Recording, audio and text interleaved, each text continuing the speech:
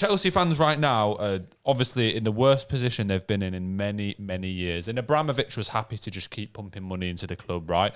Boehly's come in and he's took a completely different investment approach. But he has certainly invested. Since he came in, he's spent over £1 billion on players. Yeah, which is just absolutely ridiculous. They have, you know, their investment strategies are connected, but one of which is, you know, with Abramovich, it was quite strategic, and then Todd Boehly's is just spunking money everywhere. Where would you rank the Chelsea squad in terms of quality in comparison to the rest of the Premier League? Because I hear a lot of differing opinions on this. Some people think that they actually have some world-class players. People think Enzo Fernandez is... Who's their best player?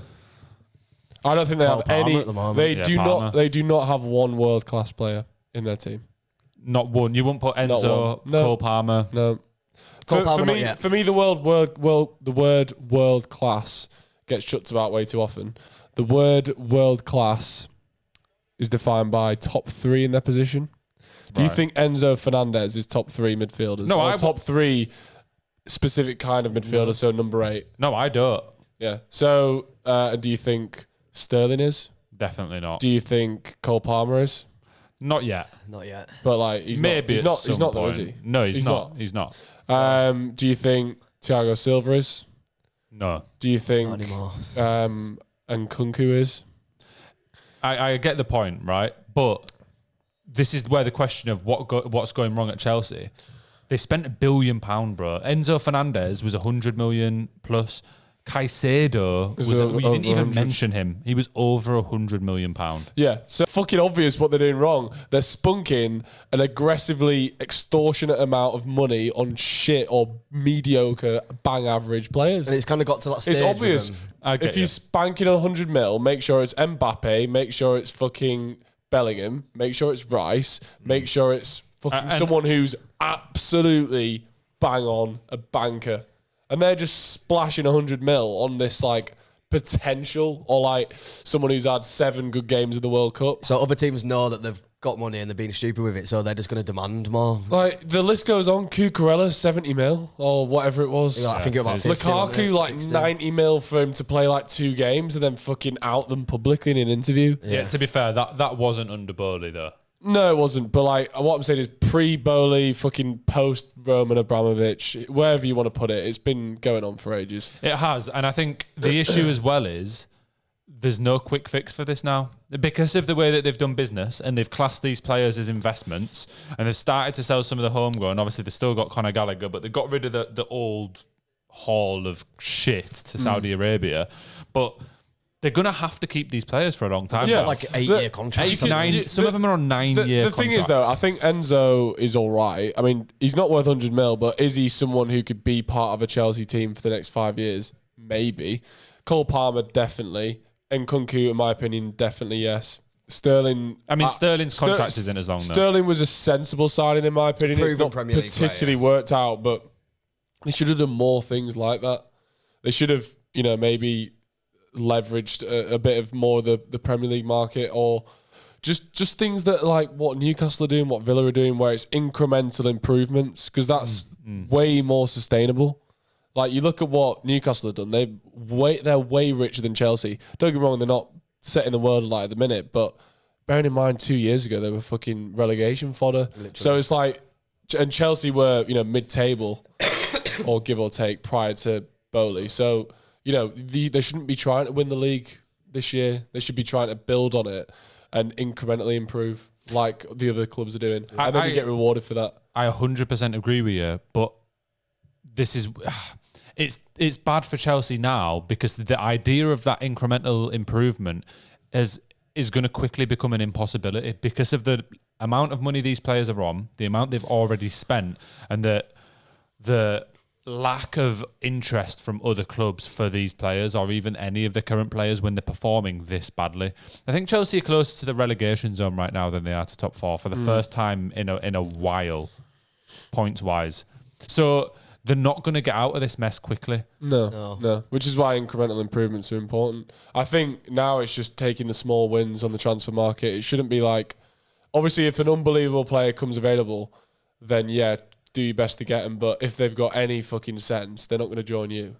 So realistically, they need to take players that are not at the level of a Liverpool, a Arsenal, a City, and pluck from the others. Because you can do it. There's always, someone who thinks that they can transform a club. I mean, look at United. God knows why people still want to join United, but people still want to join United because they're United. Yeah, true. And Chelsea are a big club like that. Yeah, well, they are now. Yeah, they're a massive European name because they've had success in recent years across them competitions. So there's always going to be the element, even when it's not going too bad, that players will still come because at the end of the day they're earning a wage. But like you say, it's a bit baffling when you see clubs in the situations that they're in. Garnacho. They're still more than willing to discard I think sinking ship. Yeah, I think Cole Palmer was a really smart signing.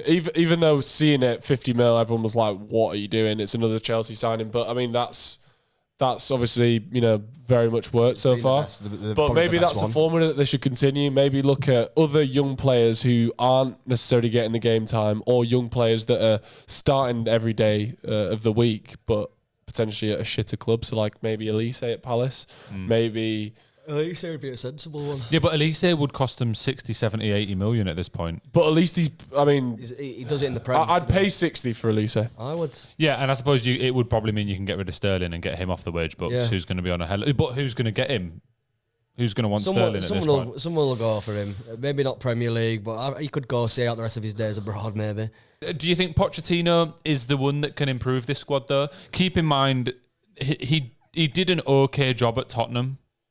I think it's mad overrated. Yeah, I think he's an overrated manager, I'll be honest, but he is a good manager. Is he though? When I say good. I'm not overstretching the word good. Yeah. Good is good. Yeah. He's not fantastic. He's not mesmerising. Do you know what I mean? He's a good manager. Do I think that, obviously if you brought in a Pep or something like that, which you're never going to do, that's obviously going to make a huge difference. But I think that the issues that they have is bigger than just the manager. It's sort of like the Ten Hag situation where everyone was saying Ten Hag out. I mean, bring in who you want. They're not going to fix that shite. No, but I think that a different manager would do better with the current Chelsea squad than he is. Yeah. There is an argument for that. Maybe bring a Mourinho back. Why not? Yeah, I if I was a Chelsea fan, I'd definitely take Mourinho back. I know that there's a bit of it's a bit of romanticisation, but Mourinho, in my opinion, is, especially for what they need, someone who's going to get these young players to perform to a good level for the next couple of years, so they're not fucked. I think he brings a level of stability as well, really, doesn't he? A bit of order. No, I don't think he brings stability though. He brings order. He's not stayed anywhere for an extended period in a long time. What I mean by like immediate effect on how the team performs in terms of like you won't see him shipping 4 goals to Wolves under Mourinho. I don't think he'll get them a little bit more. I think he'll just bring discipline and sort of belief in the players eventually. Maybe make them a bit solid, bit more solid at the back.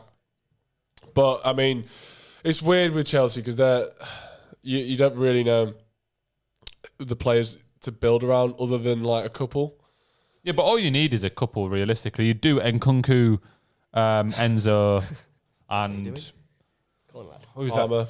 Yeah, Palmer. I do think Mourinho back to Chelsea would be a smart move for them, and I think also the main reason for that for me is Chelsea's position FFP wise. If they don't get back into Europe in the next few seasons, they're going to be fucked. But if a couple of seasons without Europe, and I would, from what I've seen of Chelsea this season, if Pochettino stays, I wouldn't even give them the slightest chance of getting Europe next year either, because they're not going to be able to spend a similar level in the summer.